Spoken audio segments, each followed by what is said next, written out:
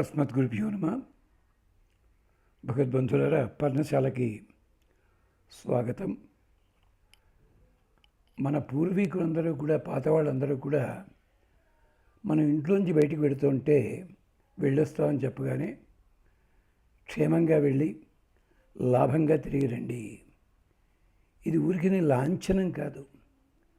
వేదంలో చాలా అందమైన మంత్రాలు ఉన్నాయి. నువ్వు వెళ్ళేటప్పుడు నీ మార్గం క్షేమంగా ఉండాలి, అడ్డంకులు ఉండకూడదు. తిరిగి వచ్చేటప్పుడు కూడా అంత క్షేమంగానూ రావాలి. ఇలాగా పశువులు మేతకే పెడతాయి, మళ్ళీ జాగ్రత్తగా తిరిగి రావాలి. అక్కడ ఏమీ గాయపరిచేలాంటివి, ఇబ్బంది పెట్టేలాంటి చూడకూడదు. పక్షులు ఉంటాయి, ఆకాశంలో ఎగురుతుంటాయి. వాటికి వాచీలు, రిస్ట్ వాచీలు ఇలాంటివి ఉండవు కదా. సూర్యాస్తమయం అవుతుండగా గూటికి చేరిపోతాయి వెంటనేను. ఇలాగే మానవులం కూడా ఉండాలి. మనం ఏం చేస్తాం, బయలుదేరుతాం, ఎక్కడో మనసు చాంచల్యం, ఎక్కడెక్కడికో పోతుంటాం, తిరిగి వస్తాం. అలా కాదని చెప్పడానికి క్షేమంగా వెళ్ళి లాభంగా తిరిగి రండి అంటే, ఇక్కడ కూడా ఒక సూక్తం ఉంది, రాత్రి సూక్తం. ఇది కూడా ఋగ్వేదంలోది. దాంట్లో చెప్తారు, దూర ప్రయాణాలు జరుగుతున్నా కానీ రాత్రిపూట ప్రయాణం చెయ్యొద్దని శాస్త్రం ఉంది. చేస్తుంటాను, తప్పదు. అలాంటి ప్రయాణాల్లో కానీ రాత్రి భయాలు తొలగిపోవాలి. ఇప్పట్లో ఒక 4 ఏళ్ళ నుంచి వర్క్ ఫ్రమ్ హోమ్ వస్తోంది, కానీ షిఫ్ట్ సిస్టమ్స్ ఉంటాయి. అదేంతో సాఫ్ట్వేర్ పెరగడంతో ఈ షిఫ్ట్లు అన్నీ రకరకాలన్నీ వచ్చాయి. ఇలాంటి భయాలు పోవాలంటే ఇంటి ఇల్లాలు ఏం చేయాలంటే, సాయంకాలాలు వీధి గుమ్మంలో దీపం పెట్టండి చాలు.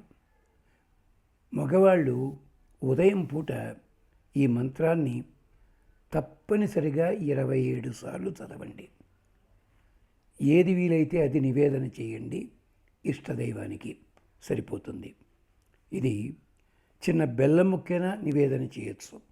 సాయంకాలం దీపం పెట్టినప్పుడు ఒక చిన్న బెల్లం ముక్క నివేదన పెట్టి ఇంట్లో వాడుకోవచ్చును, క్షేమం కలుగుతుంది. ఇది ఈ మధ్యని స్కూళ్ళకి వెళ్ళే పిల్లలు కూడా పొద్దున్న 7ంటికి పోతున్నారు, సాయంకాలం 7ంటికి వస్తున్నారు.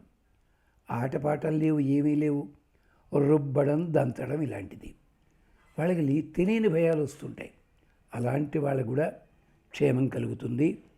సాను అద్య యస్యావయం నితే యాం అన్నవిక్ష్మహి వృక్షేణ వసతిం వయః.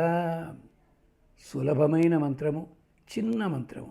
చూడండి, సాను అద్య యస్య వయం నితే యాం అన్నవిక్ష్మహి. సా నా అద్య.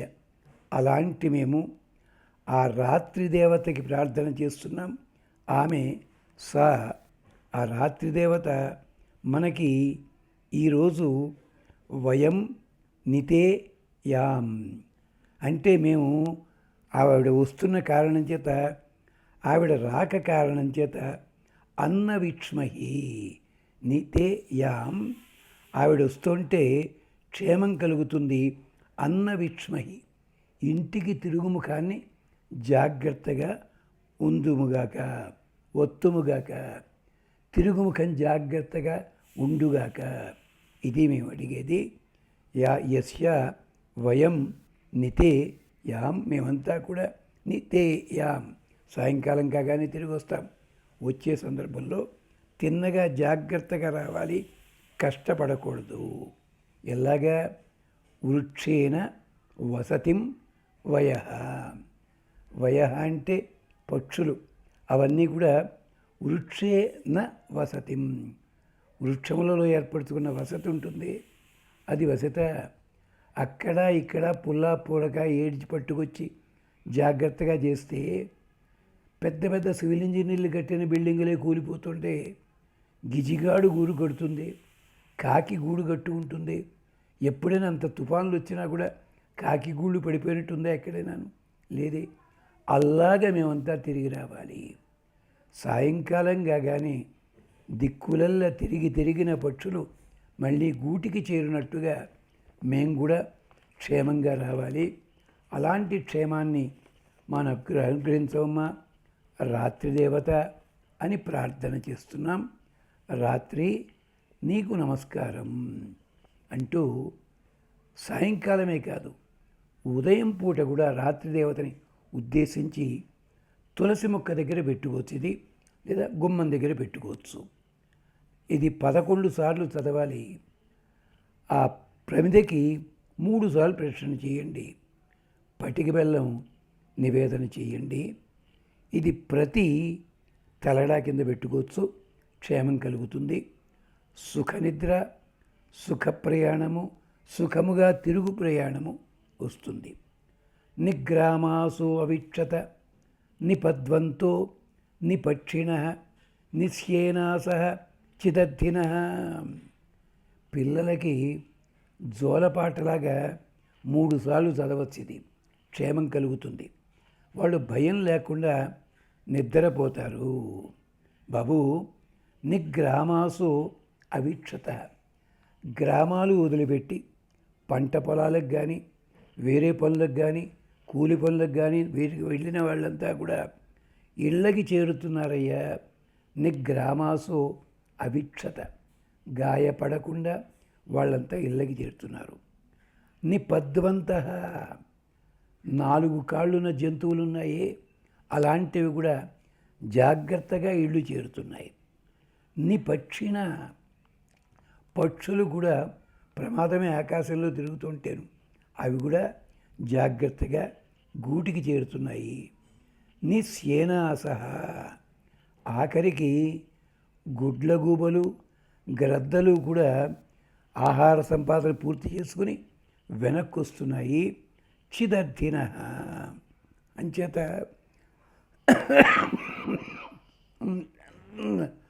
ధనాన్ని కోరుకునేవాళ్ళు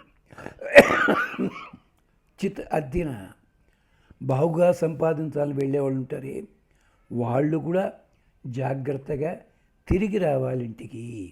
ఇది మేము ప్రార్థించేది. నిగ్రామాసో అవిక్షత నిపద్వంతో నిపక్షిణ నిశ్యేనాస చిదర్థిన. అందరూ తిరిగి రావాలి. ప్రయాణికులు, ఉద్యోగస్తులు అందరూ కూడా క్షేమంగా రావాలి ఇంటికి. ఇది బయలుదేరే ముందు అలా వెడుతున్న వాళ్ళకి బొట్టు పెట్టండి, సరిపోతుంది. చిన్నపిల్లలకైతే కాటుక పెట్టండి, క్షేమం కలుగుతుంది. ఇక ఇంకొక మంత్రం ఏమిటంటే, శత్రుభయం కానీ నరఘోష కానీ ఉండకూడదు అని చెప్పడానికి ఇది కూడా రాత్రి దేవతని ఉద్దేశించే. 7 ఒత్తుల దీపం పెట్టండి, రాగి పాత్రలో 7 ఎర్ర ఒత్తులు వేయండి. ఇక్కడ కూడా తేనె నివేదన చేయండి. వీలైతే ఆముదంతో దీపం పెట్టండి.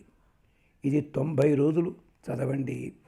ఉదయం పూట 27 సార్లు, సాయంకాలం 3 సార్లు.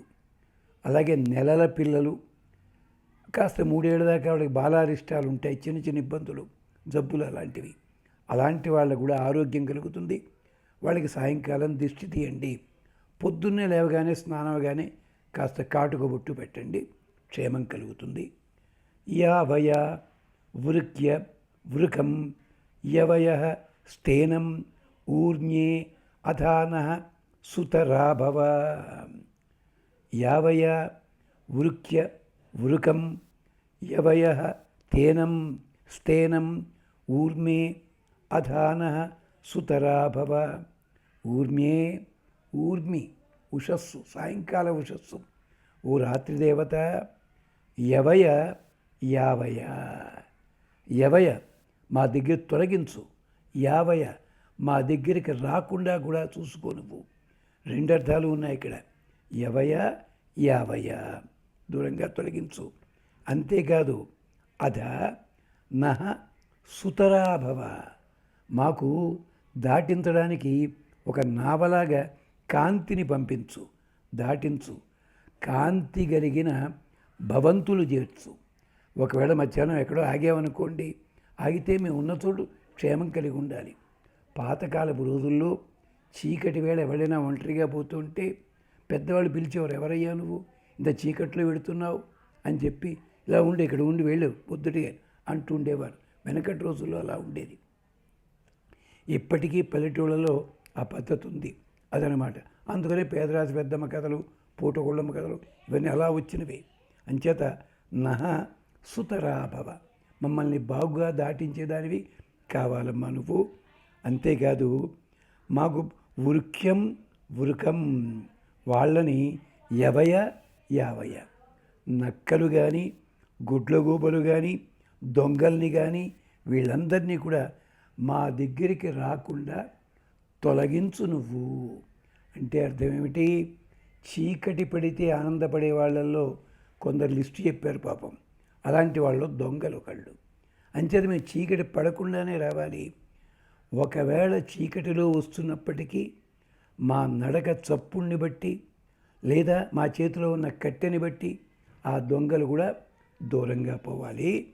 ఇది రాత్రి దేవతకి ప్రార్థన. ఇది విశేషం.